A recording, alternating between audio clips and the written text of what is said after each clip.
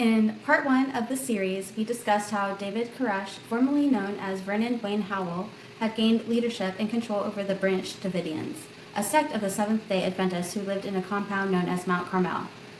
The road to get there for David had been a long one. He had already been kicked out of Mount Carmel once and had spent years living in rough conditions with a small group of separatists who believed he was the true prophet coming to usher in the end times.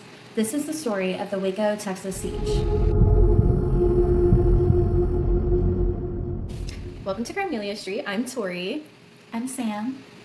Man, I'm excited to get into like the nitty gritty. The nitty gritty of it. Yeah, like what Waco's known for. Oh. Not great, obviously. Not we great. don't talk about great things. Yeah. Yeah. But it's just something I've always been fascinated with, so I'm excited to get into it. Yes. We're in person today. Oh my gosh, this is our first in-person recording. It's like wild, like, oh. It's crazy. I'm getting to see a whole new side of things. Like Sam uses the Notes app on Windows, which I didn't even know that they had that app anymore. Is it an app? It's an app. Yeah. Yeah, I use that for everything. Call me old school. I forget Word costs money.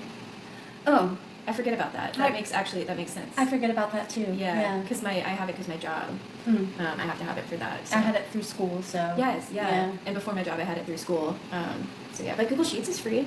Okay, well, I will. She's like, no, I'm in my ways. I got my notes app. No, it's simple. Yeah. It's there. It is kind of nice. There's not a ton of options. Because like I do feel like some of the options on like Word and Google is a little overwhelming. Mm-hmm. Simplistic. Mm-hmm. She also has 1,000 icons on her. Yeah. Yeah, on her desktop. I have a problem. I'm feeling overwhelmed. Yeah, we all have our preferences. It's just interesting getting to see the back end of things over here. Yeah. This is it. Yeah, here we are. Let's do it. I'm excited. Okay. Well, so in 1989, the previous leader of the cult, George Roden, had just been sent away to prison, and he was declared insane as he had attacked a fellow cult member with an axe. Mind you. Right. That's coming back. Yep, just bringing us back. And he incorrectly believed him to be an informant to David Koresh or Vernon Howell. Since George owed back taxes on the property the compound was on, David was able to fundraise enough money to purchase the land outright, and he became the official owner and now effectively the leader of the Branch Davidians. In 1990, he officially changed his name to David Koresh, which was very symbolic to the members of the cult. Of course, David being their actual group name, or David being in the group name, the Branch Davidians, but also referencing King David, the ancestor of Jesus, and then Koresh, after a Persian king who freed the Jews from captivity in Babylon. The audacity. The audacity, lots of symbolism, and it's going off at this point. The ego, it's got to be up to here. Yeah, and it only escalates from there. Cool. And is he's married to a young woman as well, right? Yes, at least one 14-year-old, unfortunately. And the previous, if you remember from our last episode, he was married, kind of, in their terms, to the older woman who was the matriarch of the cult. And then okay. Mm-hmm. And she passed away, right? And she had passed away. Okay. And so the son is the one who's locked up now. Yes. Okay. Yeah. He was deemed insane by the courts. Yeah. Because he attacked someone with an axe, and with what he was saying, he's like, but no, David's trying to take over my people, or whatever. They were like, yeah, you're crazy. Right. And there's usually pretty in-depth psych evaluations as part of deeming someone insane too. So he really did have and which tracks, Yes. And it's kind of seems like I'm just not surprised that that's the product of the situation that he grew up in. Exactly. This whole thing with David Koresh, he was able to fundraise enough funds to acquire the property. He began to impose really strict rules on the followers, and a lot of them complied, and a few of them left. So they were eventually forbidden from maintaining ties with the outside world, which is Cult 101. No surprise there. True, yeah. He declared that him and only him would be able to have sex. Also super convenient and annoying. Like, what? Right. That's the point when I'm like, oh, and I gotta go. Yeah, well, all these guys were like, okay, sure. Right. And they gave over their wives and their children over to David Koresh, or Vernon. Right. I almost want to refer to him as Vernon. Just because he wants to be called David. Exactly. Right. I'm down with it. Like, just David to, like, establish his, like, dominance. Kingship. Yeah, his Ew. kingship, or his, like, whatever. Like, fuck off. Yeah, hate him. So the Branch Davidians were required to hand over all personal possessions and property to the community. And they were required to dress in a very modest fashion. Very plain clothes, like the women had to wear their hair braided. It was all What is up with that in cults? The girl's hair has to be braided. I don't know, dude. Either braided or shaved. Or super long. Yeah, Usually, or super like, long. Right. Okay, so in addition to all these restrictions about David only being able to have sex with their wives and their daughters, he also gave dietary restrictions. And that was processed flour, no. Sugar, no. Huh. And all dairy products. What's wrong with dairy? Well, he said it was baby food. He said that because children drink milk from their mother's breast, that was considered baby food, and it was only for babies, and that they would have none of it. And in my That is so opinion, weird. it is so weird. It's like, dude, if you're lactose intolerant, just say so. Like, He's come like, on. I don't want to see no one else eating cheese.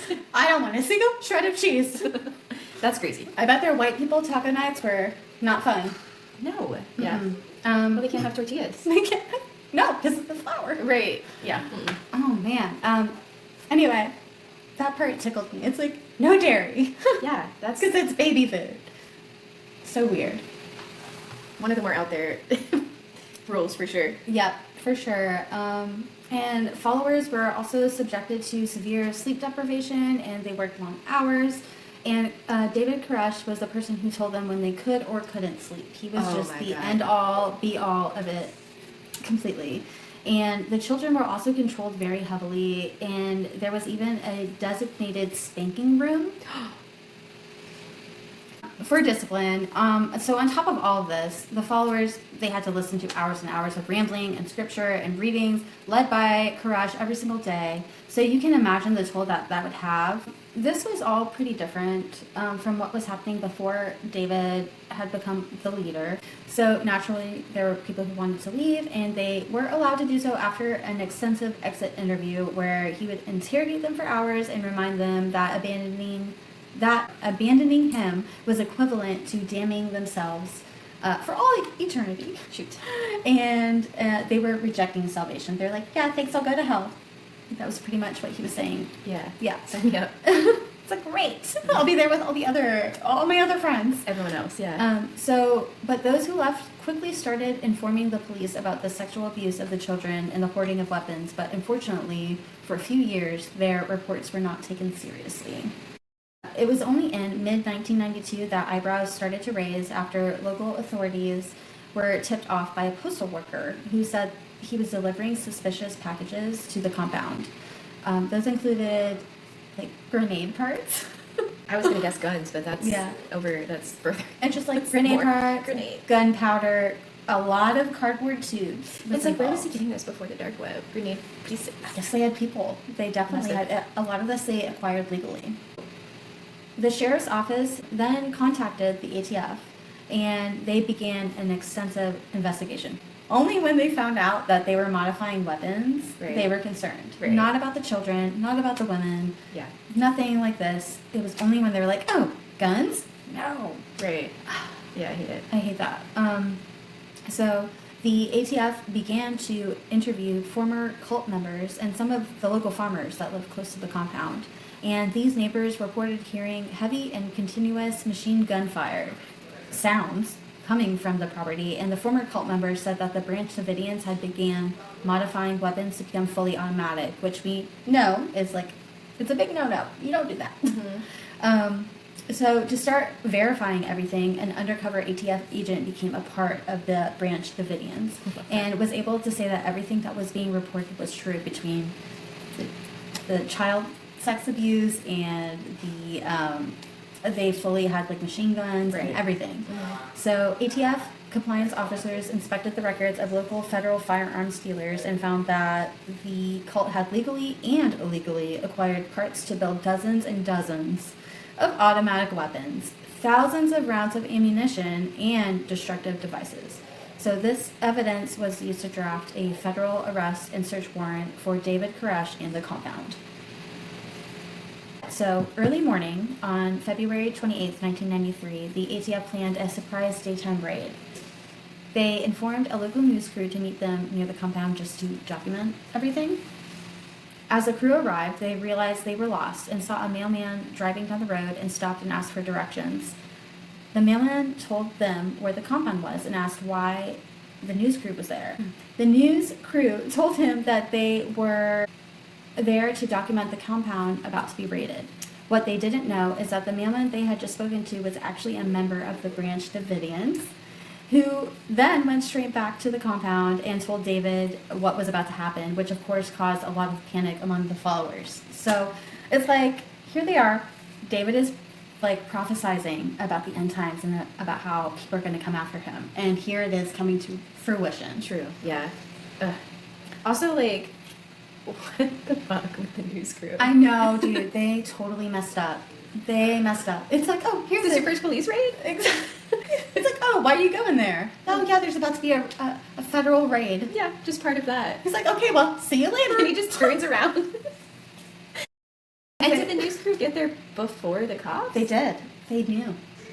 Because They absolutely did. that is not supposed to happen, I would imagine, too. Because just imagine if they did know where they're going and they pull Right. up to the compound, just the news crew. Mhm. And then also that's so dangerous because he has a bunch of weapons. And, Weapons. and the cops know about that. Yep. What is happening? No, Wow. it is a gross Oversight of communication. oversight of communication. Exactly. Wow. You know, Yes. it always comes down to communicating. It does. Can we just learn to communicate? Healthy please? communication Healthy. is key. It would be great. It just blows my mind that this whole thing could have been very different. Right. If the news crew wasn't there. Yeah. Um, And that's mostly on the cops. yeah. Unless, I mean, I guess we don't know, like, exactly what happened, but something tells me if the cops had told the news crew, hey, check in with us before you get there, like, or don't come until 10 because we're going to go Or at 9:30. follow us in. Or meet us outside and follow us in. Like, I feel like they probably would have followed those instructions Yeah. if they had been given. Yeah. So if the instructions were not given to them, that's a huge Yeah. oversight. Let's talk about it. Okay. Mhm. So at around 9:45 a.m., over 70 ATF agents arrived in cattle trailers and vehicles to serve the warrants, only to find heavily armed Branch Davidians waiting for them. Because you sent the news crew ahead. Exactly. Yeah. Okay. Oof. So I have not been able to find any clear information about who shot first. I remember trying to figure that out, too. And Dude, yeah, it's impossible. it's all hearsay. It is. But regardless, a crazy 2-hour firefight erupted between the two groups, in which 4 ATF agents were killed and 16 were wounded, and 6 Branch Davidians were killed. David Koresh had also been shot in the stomach, but was alive, and he was being taken care of by the members, and he survived the whole time. He was fine. What's ATF? ATF is alcohol, tobacco, and firearms. Okay.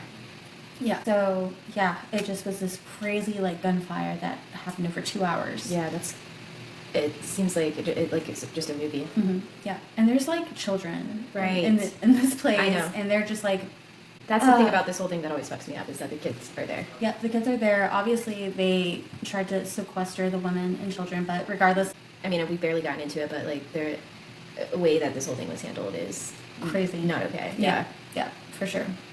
So From the police's standpoint, like their procedure. yeah. So at around 11:30 a.m., so nearly 2 hours after the gunfire erupted, a ceasefire was negotiated, and the ATF agents. Just crazy. Like it's like a war. You're like, whoa. Right. Yeah.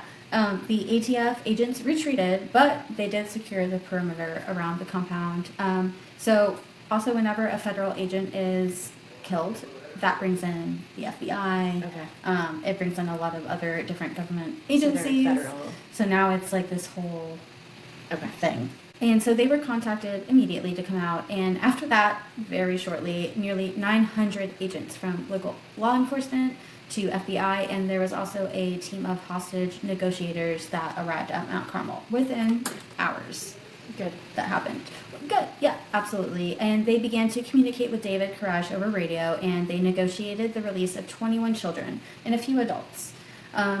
What is wild is like the interviews with the surviving cult members who released their own children to the agents. They have said that they were willing to sacrifice their children to the enemy in order to secure the safety for David. So by them releasing while they're talking to these FBI agents, and these moms are like, okay, yeah, I'll give up my child. Which like, literally like putting your child in safe hands. In safe hands, which maybe some of them knew that, but a few of the people have been, a few of the moms even have said that I was willing to do that because I thought this was for David. So David then said he would release more followers if the news stations broadcasted a sermon from him in which he continued to just rant about the end times and various prophecies and how he was their savior. So they followed through with that to appease him and to secure the safety of more people. Which, yeah, that worked a little bit. He released a few more people. Things came to a stalemate, however, when there was a moment where David was about to step outside finally and say, and like give himself up to authorities. And at the last moment, he changed his mind and said that God was telling him to wait. What a wuss. He's like, I just heard.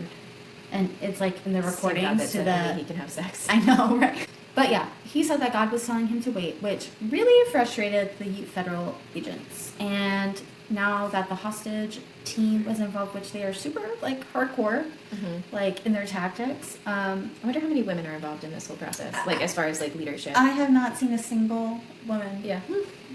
But I don't think David would listen to them anyway. That's a good point, actually. Yeah. Okay. But good point though. Yeah. So when they finally like thought that they had come to a complete agreement with David, and then he backed out at the last minute, they were like, hellfire is coming on you. They employed aggressive psychological and tactical measures. They cut off the compound's power and water. They ran over all of their vehicles with tanks, and at nighttime they did blinding lights like into the windows. Like there's no way you cannot see these lights coming in. And they played really high decibel sounds. Yeah. And this is the part that I think would drive me insane. Dude, I would literally lose it. I mean, it's psychological torture. This is exactly what they were doing to them. Absolutely. And there's children in there. There's children. They would play the screams of rabbits being slaughtered. That's, wow. Which is one of, like, I'm going to name off a few things, but that's like the worst thing to me, like hearing animals being slaughtered like that. Like, oh my God. That's so awful, yeah. And again, there's children in there. Yep. They would play jet planes taking off, like just the sounds, ringing telephones. And then they would also play songs like Nancy Sinatra's These Boots Were Made for Walking, but it would be over and over and over and over and over. And then they would also play Christmas carols. Okay. Which is like, okay. So after a few weeks of the psychological torture, things came to a catastrophic end on April 19th, 1993. So this began on February 28th. Wow, yeah. So, a long time. The FBI began pumping tear gas into the building in an effort to force the remaining members out. And then within 9 hours, the compound erupted into flames. There are many conflicting reports about how that fire started.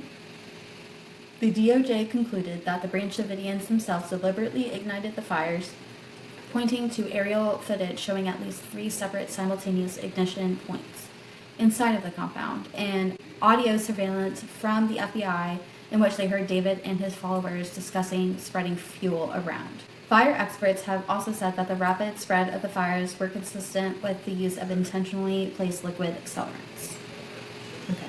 So it does seem like it was like a mass, I don't want to say the word so we don't get flagged. Like a mass unaliving. A mass unaliving situation. Are there reports too that like, or not reports, but like, I don't know if it's conspiracy theories or what, but are there theories too that like the kind of gas that they used wasn't the tear gas, or it was some other kind of gas? Yep.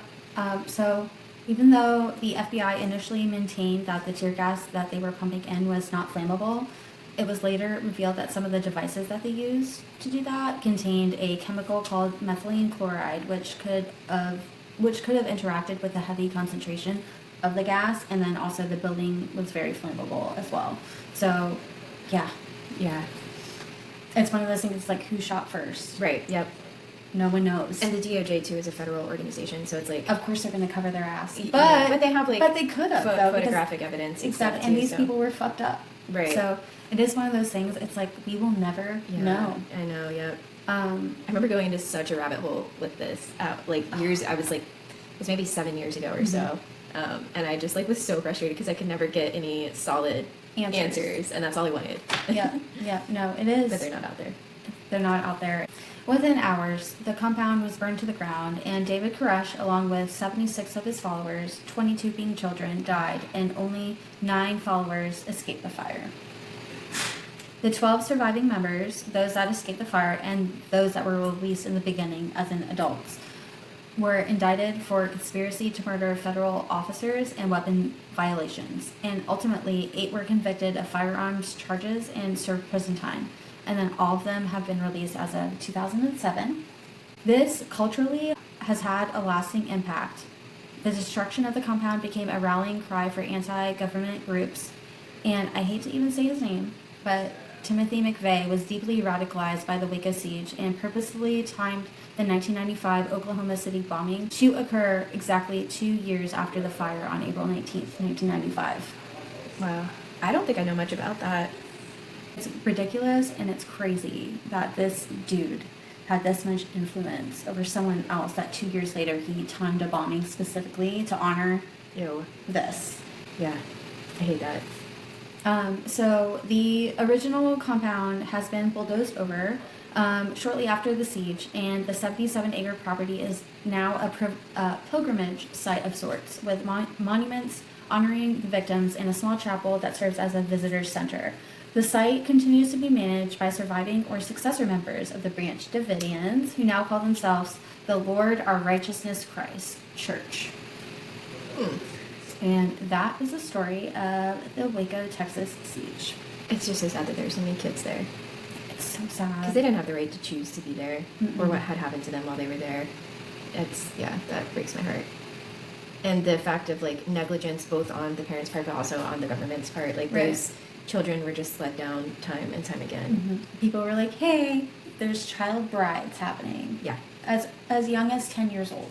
And they're like, okay, whatever. But they're like, but he might be making automatic weapons. And they're like, oh, yes. Like, now we're interested. Yeah. Sucks, dude. It does. What an interesting case. I'm so glad you did that one. Speaking of stories, happy stuff, Toy Story. Oh, good segue.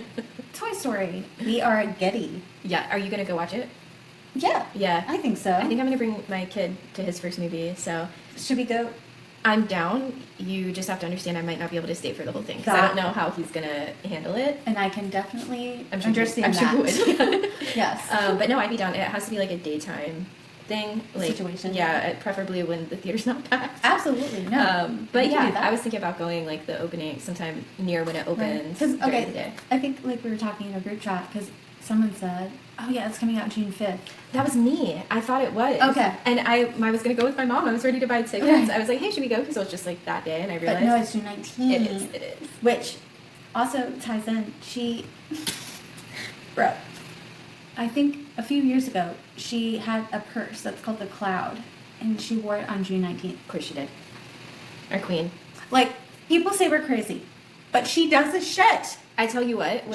I'm sorry. That is not a coincidence. With the, like the uppercase of the T and the S and all the track 5s. Yes. I was telling someone who's not a Swiftie about it because it happened while I was hanging out with them. And I'm like, listen, all the track 5s, T and S are, and he's like, yeah, but TS for Taylor Swift. I'm like, but why would she do that right now? I'm like, it's Toy Story. It's clearly. It's for Toy Story. And like Pixar was putting out the billboards and Disney. And I'm like, something is definitely a brew. Something is happening. And when she released that she had the song, which I love, in it, he was one of the first people I texted. And I was like, do you see I'm not crazy? I just need you to know. The proof is in the pudding. Is that what they say? I think so. No. And I wonder, what that original countdown, I know. Was that an accident? I know, a glitch. Was it a glitch?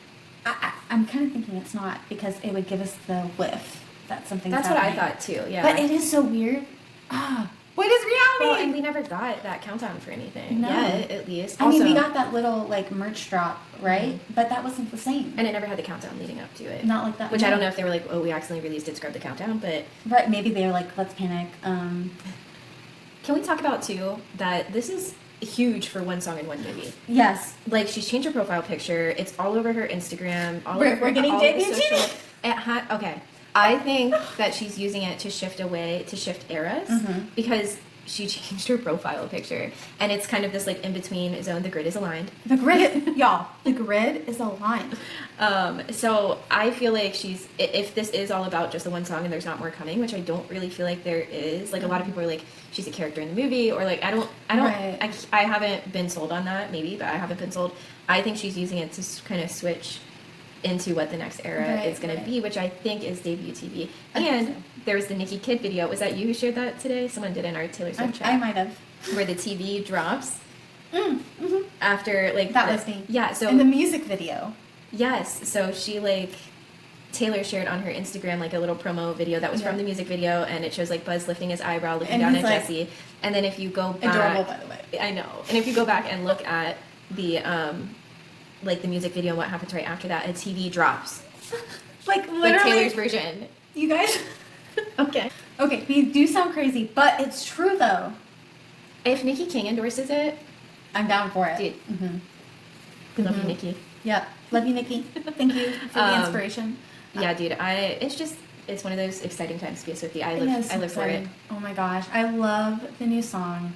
I have been listening to it over and over and over. There's like that part where it like crescendos and like the music gets really loud, and something about it reminds me of like a Queen song. I don't know why. You mentioned that. Yeah, you're like, I'm getting 90s Queen vibes. Yeah, or like country meets Queen. I Queen the can band. see that for sure. God, I do love it though. I love it. The little I knew you, like when she goes up. I know, like little squeak almost. Yeah, she goes up in pitch. I knew you. Yeah. Oh gosh, it's such a good song. We just got the picture of Taylor Swift at the world premiere, too, like literally while recording. Oh, yes. So live, coming at ya. But this will be released on Sunday, but still before the film has. Yeah. So we're good. I mean, stunning. Like, come on. I can't. It's so hard. How do I get it in the middle? Yeah. My God, that dress. Oh my goodness, love it. I also saw this like little thing where it's like we watched this originally as Andy, and now we're Andy's mom. So, oh my God. I do just throw toys away willy-nilly too. Oops, guilty. But nothing like that though. Nothing like. I feel like I know which toys she. Right. Yeah. Loves. But there are some toys that I'm like, you're going. I'm sorry. Yeah. We're donating. Yeah. I just like get so overwhelmed with stuff, and I'm like, I want less of it. Yeah. Away it goes. Not as much. If there's a missing piece of the puzzle, you see my. Life with children. Yes, life with Young children. Young children. Okay. You can send us an email with any true crime cases you'd like to hear, or maybe any personal true crime run-ins that you've had. That would be interesting. You can send your emails to crimeliast@gmail.com. You can follow us on TikTok at crimeliast podcast. Follow us on Instagram at crimeliastreet. And you can like and subscribe to us on YouTube at Crimelia Street Podcast. Bye, clowns. Bye, clowns.